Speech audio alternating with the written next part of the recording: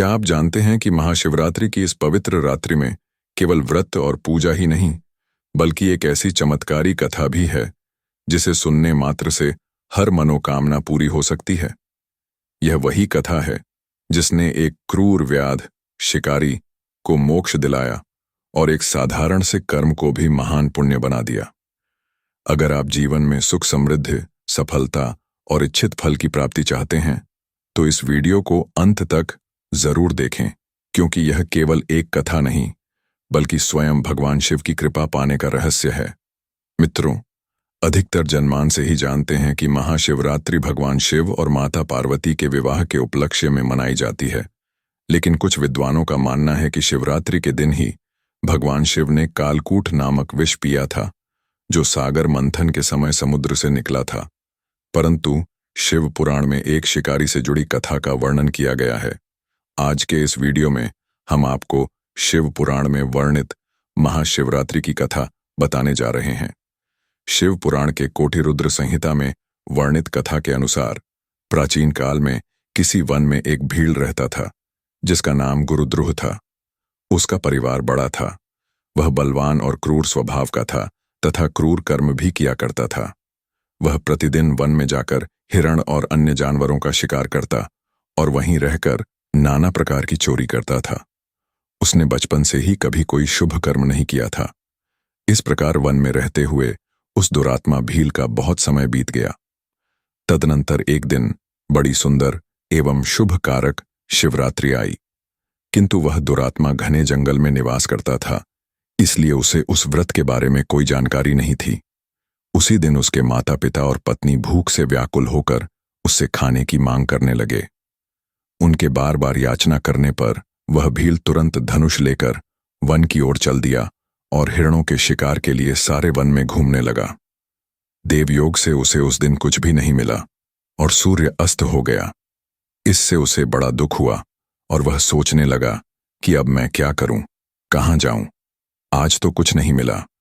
घर में जो बच्चे हैं उनकी तथा माता पिता की क्या दशा होगी, जो मेरी पत्नी है उसकी भी क्या दशा होगी।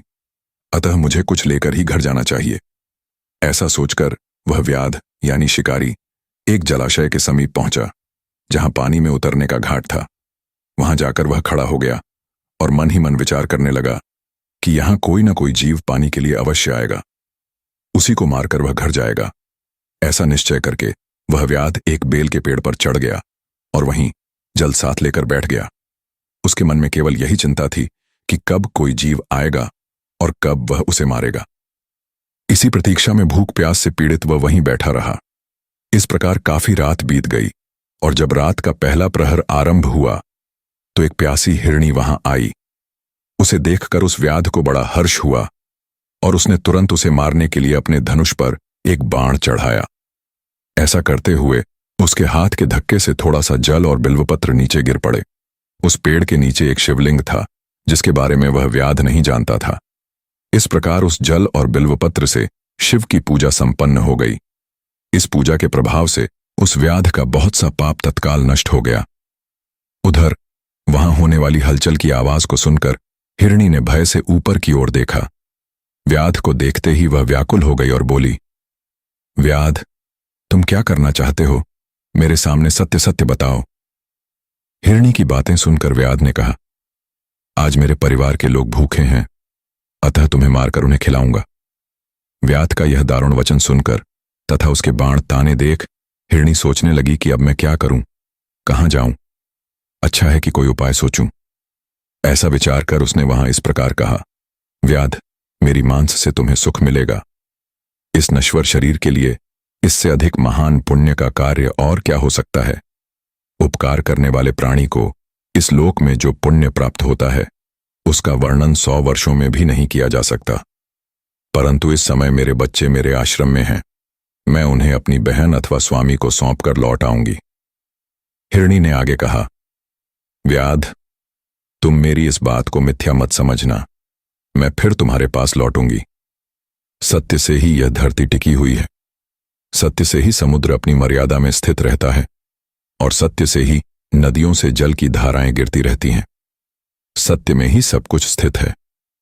हिरणी के ऐसा कहने पर जब व्याध ने उसकी बात नहीं मानी, तब उसने अत्यंत विस्मित और भयभीत होकर पुनः इस प्रकार कहना आरंभ किया। व्याध, सुनो, मैं तुम्हारे सामने ऐसी शपथ खाती हूं कि यदि मैं अपने आश्रम जाकर वापस न लौटूं तो मुझे पाप लगे। यदि ब्राह्मण वेद बेच दे और तीनों कालों में संध्या वंदन न करे तो उसे जो पाप लगता है वही पाप मुझे भी लगे।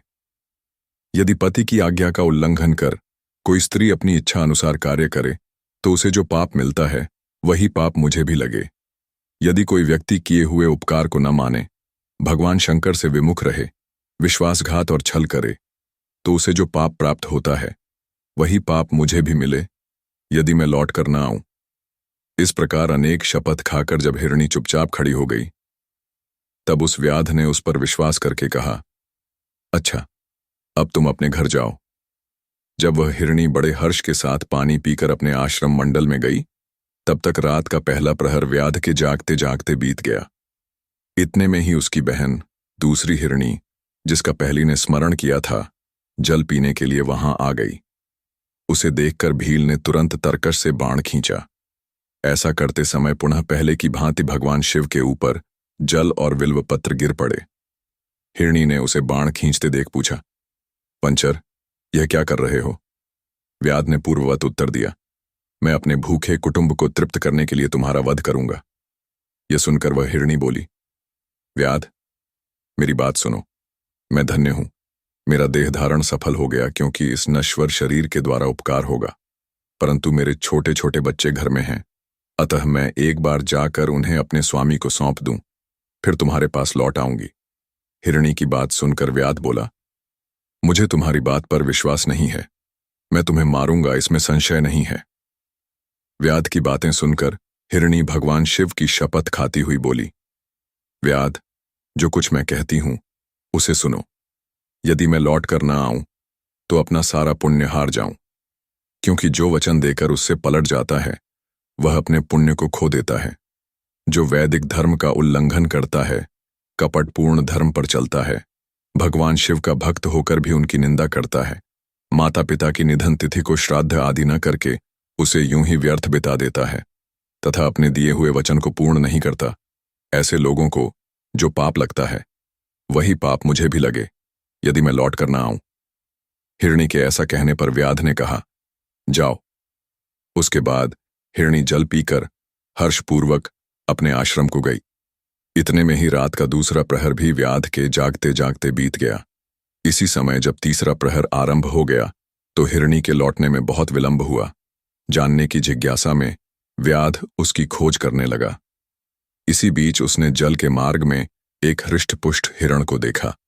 उसे देखकर व्याध को बड़ा हर्ष हुआ और उसने धनुष पर बाण रखकर उसे मारने का प्रयास किया। ऐसा करते समय पुनः जल और बिल्वपत्र शिवलिंग पर गिर गए, जिससे सौभाग्यवश भगवान शिव की तीसरे प्रहर की पूजा भी संपन्न हो गई। इस प्रकार भगवान ने उस पर अपनी दया दिखाई। पत्तों के गिरने की आवाज सुनकर उस हिरण ने व्याध की ओर देखा और पूछा, क्या कर रहे हो? व्याध ने उत्तर दिया, मैं अपने कुटुंब को भोजन देने के लिए तुम्हारा वध करूंगा।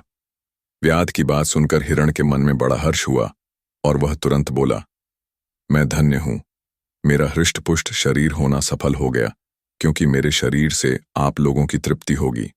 जिसका शरीर परोपकार के काम में नहीं आता उसका सब कुछ व्यर्थ चला जाता है। जो सामर्थ्य रहते हुए भी किसी का उपकार नहीं करता उसकी वह सामर्थ्य व्यर्थ चली जाती है तथा वह परलोक में नरकगामी होता है। परंतु मुझे एक बार जाने दो, मैं अपने बालकों को उनकी माता के हाथों में सौंपकर तथा उन्हें धीरज बंधाकर लौट आऊंगा। उसके ऐसा कहने पर व्याध मन ही मन बड़ा विस्मित हुआ। उसका हृदय कुछ शुद्ध होने लगा और उसके सारे पाप धीरे धीरे नष्ट हो रहे थे। उसने हिरण से कहा, जो यहां आए वे सब तुम्हारी तरह बातें बनाकर चले गए, परंतु वे अभी तक यहां नहीं लौटे। हिरण, तुम भी इस समय संकट में हो, इसलिए झूठ बोलकर चले जाओ, फिर आज मेरा जीवन निर्वाह कैसे होगा? व्याध की बातें सुनकर हिरण बोला, व्याध, मैं जो कुछ कहता हूं उसे सुनो। मुझ में असत्य नहीं है। सारा चराचर ब्रह्मांड सत्य से ही टिका हुआ है। जिसकी वाणी झूठी होती है उसका पुण्य उसी क्षण नष्ट हो जाता है। फिर भी व्याध, तुम मेरी सच्ची प्रतिज्ञा सुनो। यदि मैं लौट कर न आऊं तो संध्या काल में स्नान न करने और शिवरात्रि के दिन भोजन करने से जो पाप लगता है, झूठी गवाही देने, धरोहर हड़प लेने तथा संध्या न करने से जो पाप ब्राह्मण को होता है, वही पाप मुझे भी लगे, जिसके मुख से कभी शिव का नाम नहीं निकलता, जो सामर्थ्य रहते हुए भी दूसरों का उपकार नहीं करता, पर्व के दिन श्रीफल तोड़ता, अभक्ष्य भक्षण करता तथा बिना शिव पूजा और भस्म लगाए भोजन करता है, इन सब का पाप मुझे लगे, यदि मैं लौट कर न आऊं। उसकी बात सुनकर व्याध ने कहा, जाओ शीघ्र लौटना। व्याध के ऐसा कहने पर हिरण पानी पीकर चला गया। वे सभी अपने आश्रम में मिले। तीनों ही प्रतिज्ञाबद्ध हो चुके थे। आपस में एक दूसरे के वृतांत को भली भांति सुनकर सत्य के पाश में बंधे हुए उन्होंने यही निश्चय किया कि वहां अवश्य जाना चाहिए। इस निश्चय के बाद वे बालकों को आश्वासन देकर वहां जाने के लिए उत्सुक हो गए। उस समय ज्येष्ठा हिरणी ने अपने स्वामी से कहा, स्वामिन, आपके बिना यहां बालक कैसे रहेंगे? प्रभु, मैंने ही वहां पहले जाकर प्रतिज्ञा की है, इसलिए केवल मुझे ही जाना चाहिए। आप दोनों यही रहें।